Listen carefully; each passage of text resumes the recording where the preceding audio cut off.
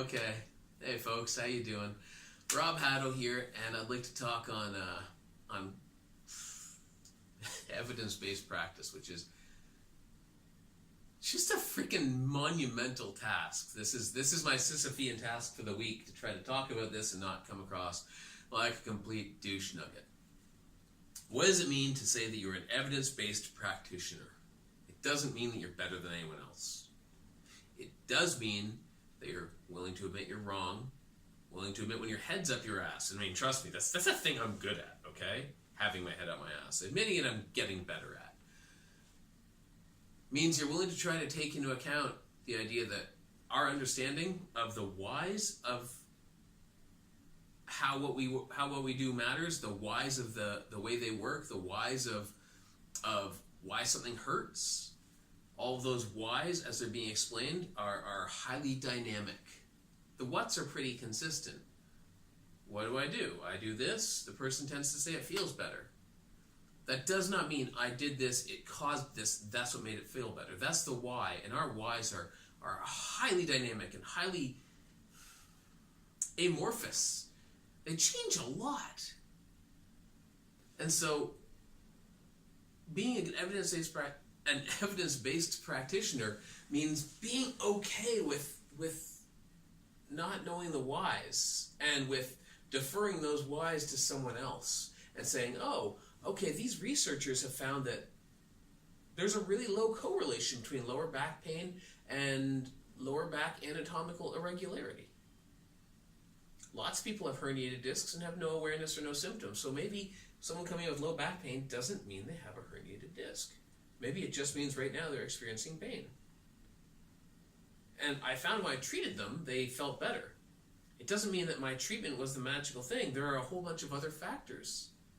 And it's okay. My treatment may have been the thing that helped drive them towards that, but it wasn't that my treatment broke down scar tissue or adhesions and all of a sudden they can move better. Might be that it just neuromodulated and they now feel better. There's less warning from their nervous system. So EBP means, I guess, kind of having a contextual awareness of where your clinical experience fits in that model, and what's valid to hold on to and what's worth letting go.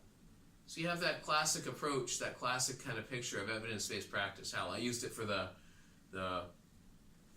banner for the Facebook group I started on evidence-based massage therapy, and it's just, what is it?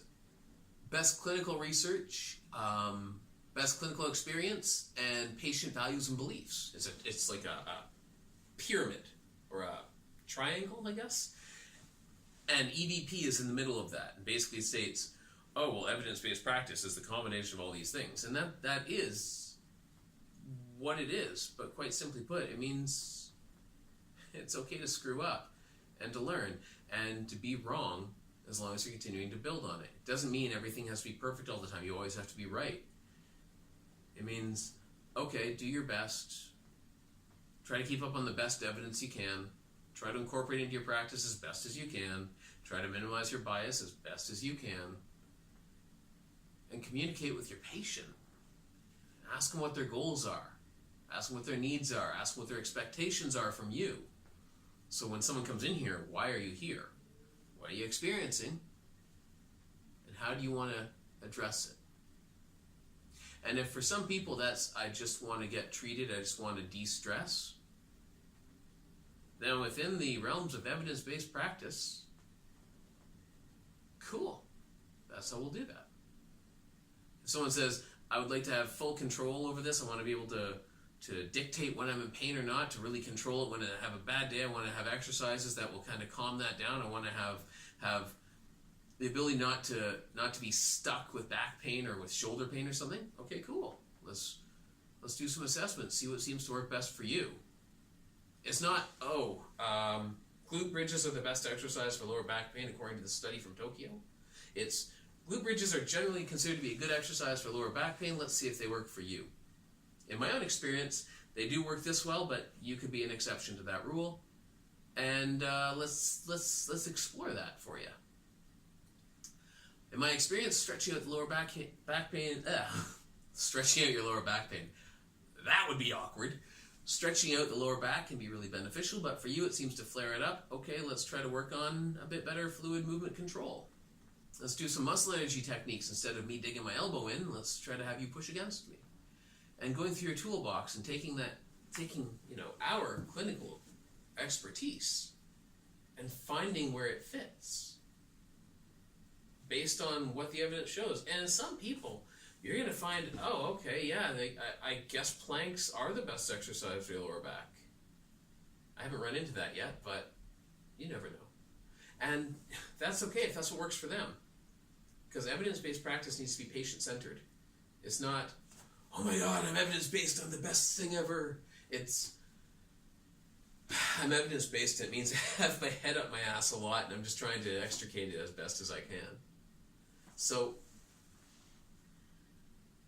I had all these plans on how I wanted to talk about this and witty banter I wanted to include and this great joke about crystals and everything, and I guess they all went the way of the dodo and weren't applicable.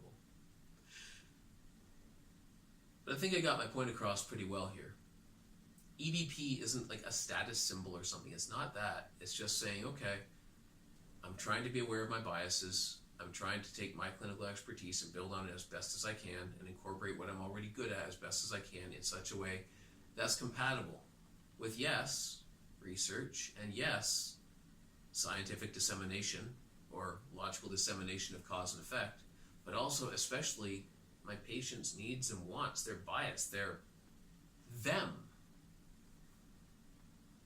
It's just a way of expanding what we do in such a way that we can morally go home and say, you know what, I did a good job today. I did my best today. Rather than saying, yeah, I helped a bunch of people because I'm magical. It's a good way of trying to minimize your ego. Thanks very much.